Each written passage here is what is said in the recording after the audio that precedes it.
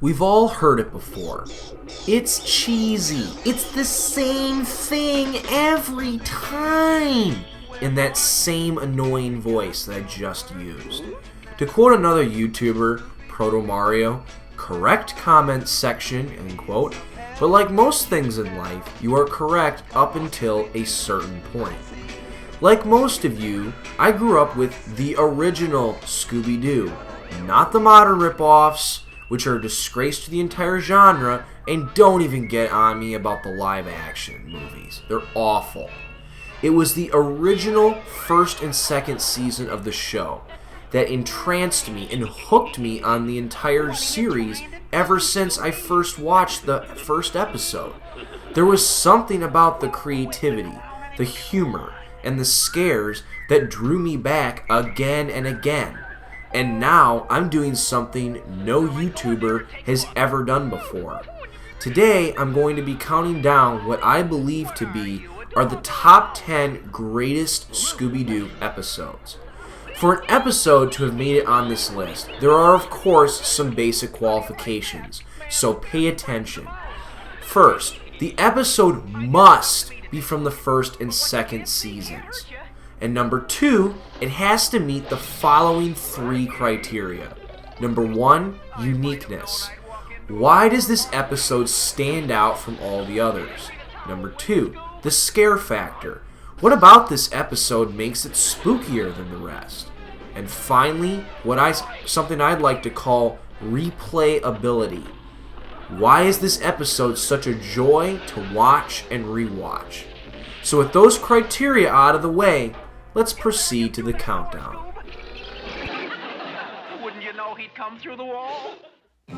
Number 10, a gaggle of galloping ghosts.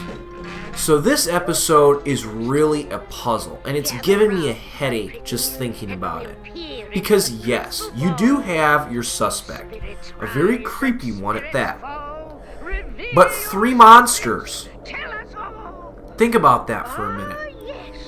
When I was a kid, it was hard for me to understand this episode. Because again, according to the Scooby-Doo formula, the first person you see, this creepy witchy fortune teller, is supposed to be the bad guy. But then, right away, you see Dracula. And in a couple of seconds, you are going to see Frankenstein. And then you're going to see a werewolf. So tell me, how is this possible? It doesn't make any sense. But it's one of the reasons why this episode is so unique. Unfortunately, this mystery, the real mystery of this episode, is never explained. And again, right here, we've got Frankenstein. That doesn't make any sense. But anyways, as for why this episode made the cut on this list, it is because number 1, it features all these timeless monsters that everyone is aware of. We don't have ghost pirates, we don't have creepos from outer space. We've got timeless monsters such as Dracula, as you just saw, Frankenstein, a werewolf. So that's pretty unique. Number 2, this scene is just absolutely creepy. Take a look. It is Daphne, down in that dungeon. What happened? A weird man chased me into this room and locked the door. We'll get you out, Daphne.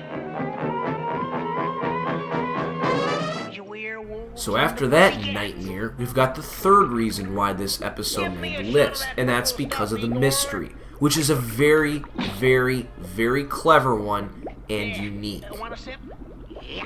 And that's really all I can say about this episode. It's a puzzle through and through. And, yeah, there's a lot of things like this in the episode. Moving on.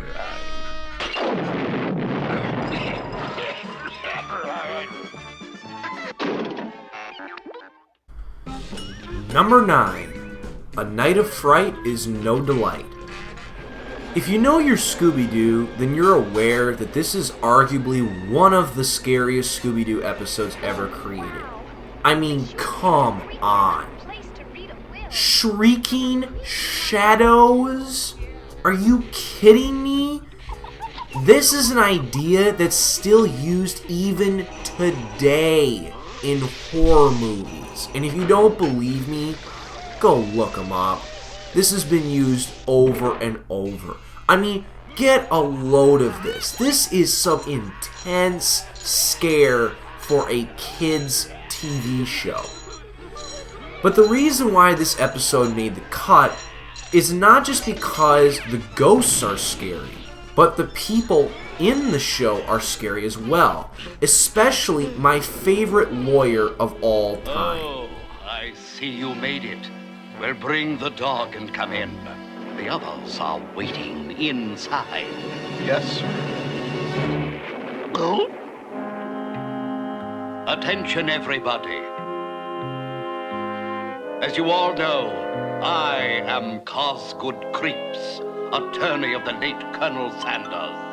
My partner, Mr. Crawls, couldn't make it tonight. Creeps and crawls. They sure picked the right lawyers for this job. So the reason this episode comes in higher than the previous is not only because it's scarier, which it is beyond a shadow of doubt, but also because of its uniqueness. This was also the very first Scooby-Doo episode to incorporate the classic will dilemma that's very popular in many mystery novels and movies, where family members are presented with a generous will. And soon enough, all hell breaks loose. Number 8. A clue for Scooby-Doo. Being one of the very first episodes, this one is a classic for many reasons. It's the second episode to trick you into believing the culprit is someone who isn't. But the mystery itself is also very well written and thought out. The gimmick of stealing ships and reselling them was later copied and altered slightly in the series by the episode Go Away Ghost Ship, which obviously was an immediate disqualifier. On another note, the villain in this episode is genuinely creepy. Not so in the sense of the shrieking ghosts in the last episode, but come on. You're telling me there's a dead guy running around the bottom of the ocean with a glowing suit? The ocean's scary enough, man. No thank you.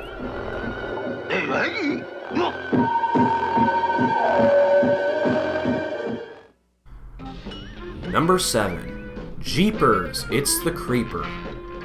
Another classic episode. This is arguably one of the weirdest yet funniest Scooby-Doo episodes out there. Alongside its hilarious barn sequence, some on-point music, and a creepy encounter with a homeless guy who lives alone by himself in a cave up in the mountains with a weird drawbridge, and this guy eats bat soup, and the first time in their lives Shaggy and Scooby don't want to stay and eat. Yeah, there's some weird stuff. But this episode balances the weight of humor and fear excellently. Take this sequence, for example, where the writers smoothly transition from a funny chase sequence to, well, this.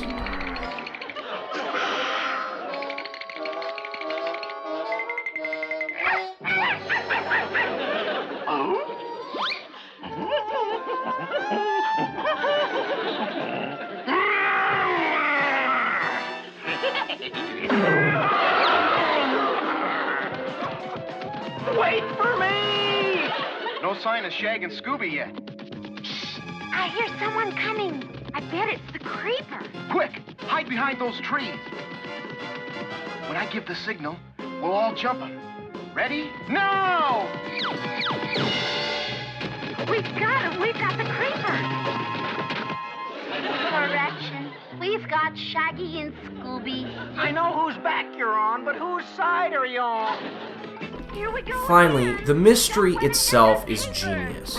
And this is one of those times where one clue is more important than two. And also, did I mention the barn scene? Here, have a couple laughs.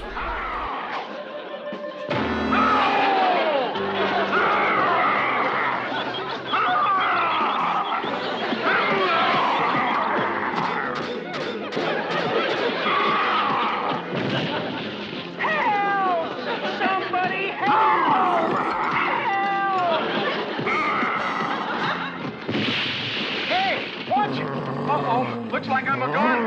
Oops. Sorry about that.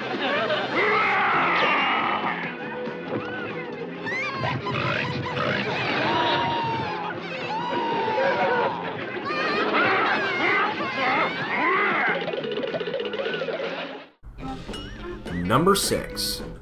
Which is which? Alright, we're getting pretty serious now. Remember what I said about creepy? Well, how about you take the gang and stick them in a creepy swamp with a witch and a zombie and some black magic voodoo on the side? If you don't think that's creepy, you're nuttier than squirrel poop. Also, the motive the villains have in this episode is easily one of the best in the series. While most episodes simply showcase the villains wandering around creepily with their arms outstretched, this episode explains pretty clearly what the villains were doing by hanging out in the swamp. And this isn't just explained at the end where Velma showcases how smart she is. This is explained through clues that you can actually figure out. Not to mention that this episode is absolutely filled to the brim with creepy moments. Here's my favorite. Let's go aboard and hope we can find Daphne.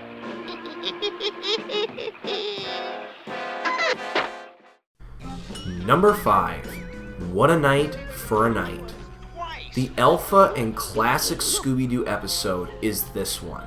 The reason why it is so high on the list is not necessarily because of its scare factor, but more so because of how funny it is. Remember, Scooby-Doo isn't just about intriguing you with a creepy mystery. It's also about making you laugh, and this episode certainly does that. Take the following sample for an instance. I guarantee you're going to chuckle a few times.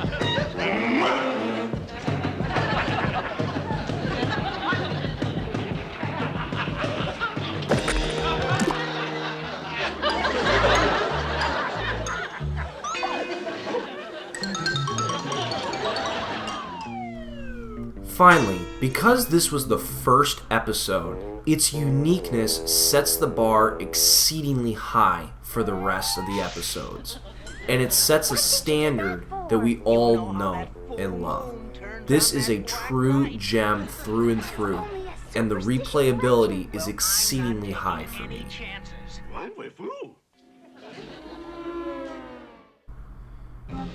Number 4.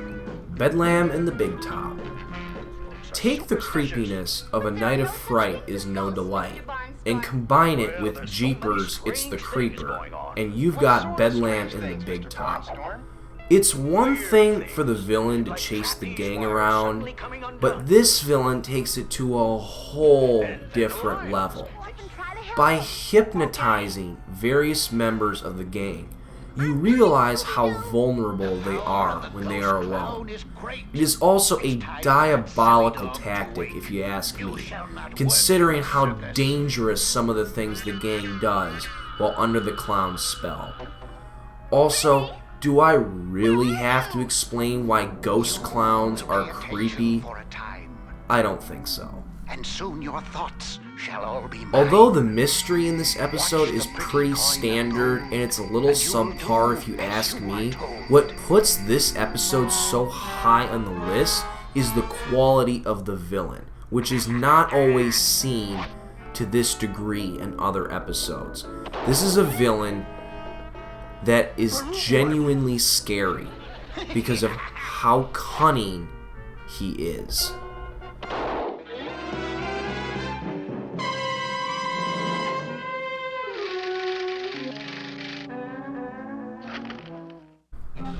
Number 3, Nowhere to Hide. We are now in the top 3, and it's all uphill from here. Nowhere to Hide easily made this list because it goes above and beyond other episodes in so many areas. Besides fooling you into believing the villain is someone who isn't, this episode also builds off of Bedlam in the Big Top with Hyde's invasion of the Mystery Machine. The Mystery Machine is the equivalent to Superman's Fortress of Solitude. Both are places where the heroes feel safe, but when a villain violates those spaces, things are getting serious. Not to mention that in terms of the scare factor, this is easily one of the top 3 scariest Scooby-Doo episodes out there. Also, just like Jeepers It's the Creeper, there is one clue that is the best and the most important than all of the others combined.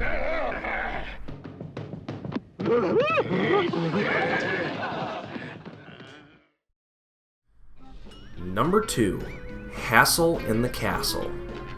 Easily one of my favorite Scooby-Doo episodes of all time. This episode was a game changer in so many ways, but primarily in that it makes you believe without a shadow of doubt that the gang is actually dealing with a real ghost. Also, the state of confusion that reigns throughout this episode is remarkable. Also, did I mention that there are no suspects? This was the first episode to start that trend, where the writers would throw the audience a curveball and not give the audience anyone who the audience might believe is the perpetrator. Finally, the overall creepiness of this castle would be replicated later on in the series, which is truly a testament to its greatness. It's funny, it's mysterious, and remarkably unique, making it one of the greats for a reason.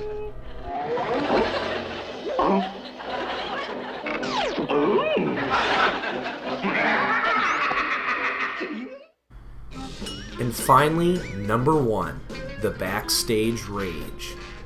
Without a doubt, this is hands down the greatest Scooby-Doo episode. Besides going above and beyond on all of my criteria, this episode does something that no other episode can claim.